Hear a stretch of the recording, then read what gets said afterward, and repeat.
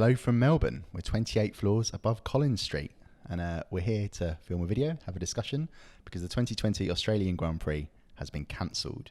I'm Alex Callan-Orcus, with me Jonathan Noble, Luke Smith and Andrew Van Leeuwen. And yeah, as I said, we're going to have a little discussion about what happened on the ground in Melbourne last night, Thursday and into Friday morning. F1 travelled to Australia under quite a cloud of uncertainty due to the coronavirus outbreak that's now a pandemic around the world. There were a few pre-season events when we arrived in Melbourne. There were lots of measures already in place, things to keep distance from the drivers, from the media, from fans. That was Tuesday into Wednesday. We arrived at the track, things were sort of building up, getting underway, and we already found out that 3 members of Formula One team staff had been taken to be tested for the coronavirus to see if they had it. We came into Thursday, 2 more members from teams were being tested to see if they had it, and eventually that total included 4 more from squads up around the paddock, and one case that we understand to be a local photographer was being tested to whether they had COVID-19. Towards the end of the day, it was revealed, it was just after 10 o'clock last night, that a McLaren team member had indeed tested positive and the team withdrew from the event. Discussions took place throughout the night between F1's key stakeholders, that's the FIA, F1 themselves and the teams, of course, and the Australian Grand Prix Corporation. Went on quite late, 2:30 at night. I think they paused and then reconvened in the morning after a night of speculation and really not much clarification from anyone, certainly not from Formula One or from the FIA. Some teams began to arrive at Albert Park, others didn't. It was business as usual. It looked on the surface for a few, but there was really no clue as to 100% what was going on, and still nothing from Formula One. Actually, a statement came out from the Australian Grand Prix Corporation that it was pressing on with the event. That led to a little bit more confusion and wondering what was going to happen. And then at just gone 10 a.m. this morning, a statement announcing that the race was off was revealed. About an hour and a half, an hour and 45 minutes later, a press conference was convened with F1 CEO Chase Carey and the AGPC senior management, and they addressed the media there. Certainly much to discuss, which we will move on to now. John, can you just talk us through what you understand and what we know happened last night initially after the McLaren statement had been issued that the team was withdrawing? It's one of those strange nights in journalism where things develop when you're not sometimes expecting them to. When WhatsApp messages from people kind of alerting us to things not being normal, people being at the track that shouldn't be there, and then the bombshell dropped that McLaren had withdrawn. Obviously that in itself was a big story, but then the fate of the race, what was going to happen, and as we learned, there was a team meeting with various team personnel.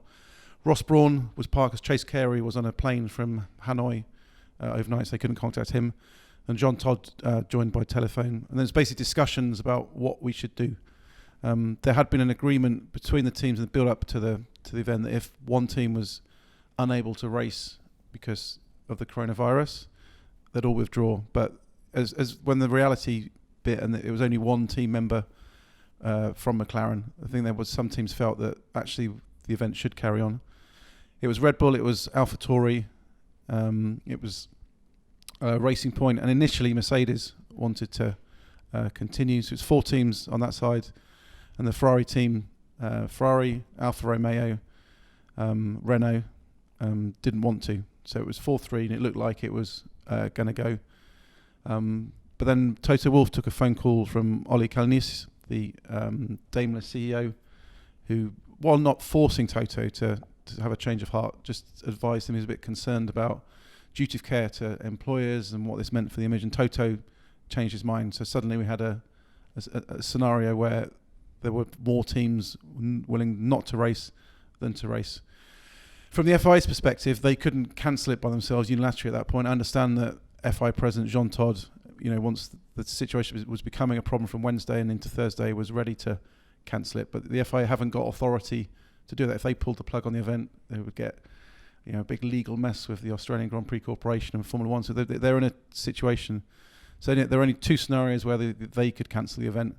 One was if there was notification from teams that there wouldn't be a grid of 12 cars, in which case sporting regulations kick in and it can be cancelled. Or secondly, advice from the health authorities that the event cannot go ahead on safety grounds. Both of those came on this morning. A lot of big discussions.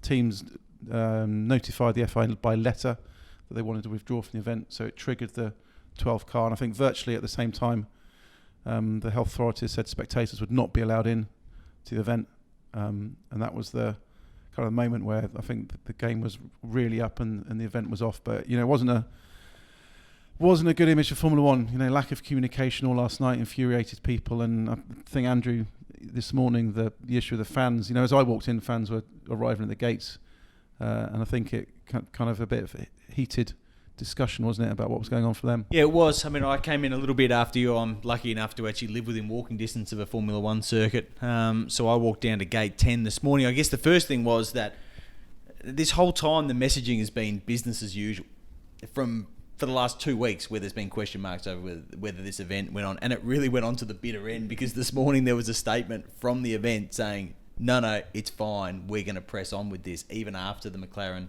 team member tested positive. So that's just confusing for people, really. By the time I walked to gate 10, I think there'd just been an official statement from the Victorian Premier, Dan Andrews, to say that they weren't going to let any spectators into the event, but that was filtering out through news sources, not necessarily through the security personnel or anyone at the gate. So there was people queued up at the gate. Yeah, long queues as you arrived. Absolutely. And people not knowing and I was what's at gate going 10, on. which is not the main gate as well, and it was still a long queue there.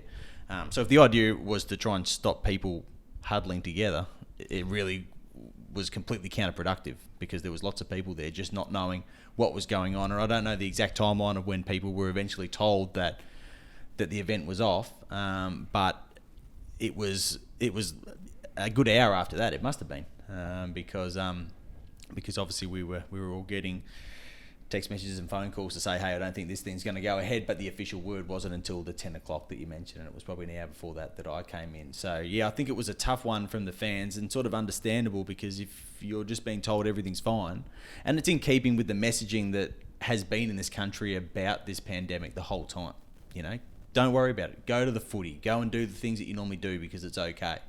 And it feels like the Grand Prix was always kind of the acid test for the whole nation. If that's going to go ahead, things must be okay.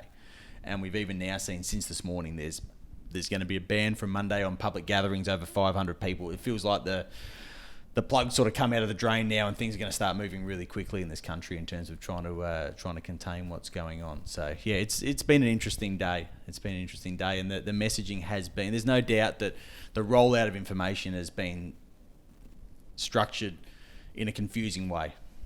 Indeed, and I think, Luke, let's move on to that. I think it's fair to say this has been quite a saga, and that's probably not a strong enough word, really. How does this all look for F1 at the moment? Not good, to be honest. I mean, you've had, I think, not only for us trying to do our jobs as journalists and obviously be able to supply people with information and the just to know what's going on, but for fans who ultimately they come to the track, they want to know, are they going to see racing this weekend? You've got people who would have flown from all over the world to get here, and it's to have that uncertainty, I think, has just been it's been damaging. I think it's been difficult for everyone, and I understand that obviously Formula One and the FIA, they've got so many different stakeholders and things to account for, as John touched on. But ultimately, the messaging that came out, it was still so minimal. And I think last night when we were sort of tracking this story, I think we all got to bed at about sort of 3:30, 4 o'clock in the morning, thinking that, okay, by the time we get a few hours sleep, wake up, there will be something. And we woke up and there was still nothing. We still had no extra information, which was very, very strange. And I think it's been a difficult saga for Formula One. I think that it's something that does need to be reviewed and looked at. And going forward, ultimately, it's because this is something that's so much bigger than the sport, and it really does go into a far wider territory than what we do here. And I mean, I guess it comes back to the fact that F1 teams travelled with the developing situation. Other sports leagues had called off their events or postponed their events, things like that. Lewis Hamilton, I asked him yesterday, was he comfortable being here? What did he make of the situation? He said it was shocking. He was just so surprised it had gone ahead. Obviously, there was a point earlier, really, when this could have been called off. Surely. Yeah, certainly. And Lewis was the only driver who really came out and gave that kind of statement. I think Kimi Raikkonen also gave quite some good comments as well, but most of the other drivers said that they were just dependent on the FIA, and whatever the FIA said, they were happy to go along with, because that's where their trust lay. And again, that I think will lead to some questions for the governing body as well, that ultimately the drivers put their trust in and they've come this way, and that there's no race. And it's something that could have been, I think the pin could have been put in it earlier, but also we've got to recognise it is a very fluid situation that, as Chase Carey touched on talking today, but at the time that the teams travelled here, I mean, even on Wednesday, there was no US travel ban. The NBA, for example, they've suspended their league from now on. That wasn't a thing. So it is moving just so quickly, day by day, hour by hour. So I think we do have to account for some of that. But it's been a very difficult, I think, period for the sport. Absolutely. Well, just before we come to you, John, sorry to get you in there to a discussion on where F1 goes from here. Really, AVL, I just wanted to get your thoughts on what's the impact going to be on Melbourne, but also the Australian Grand Prix Corporation. You know, I mean, Andrew Westacott sounded pretty emotional at times when he addressed the media as part of that press conference.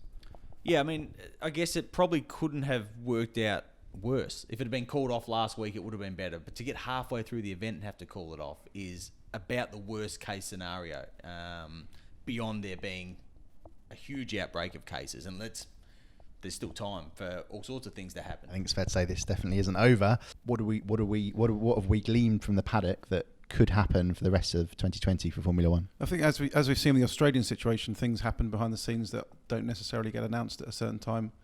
I think, you know, we're filming this now Friday evening. It's the early hours of the morning on Friday. I understand during Friday European time they will announce cancellation of Bahrain, or postponement of Bahrain and postponement of the Vietnamese Grand Prix. I think teams have already informed the FIA they're not racing in Bahrain. Can't afford a repeat of this.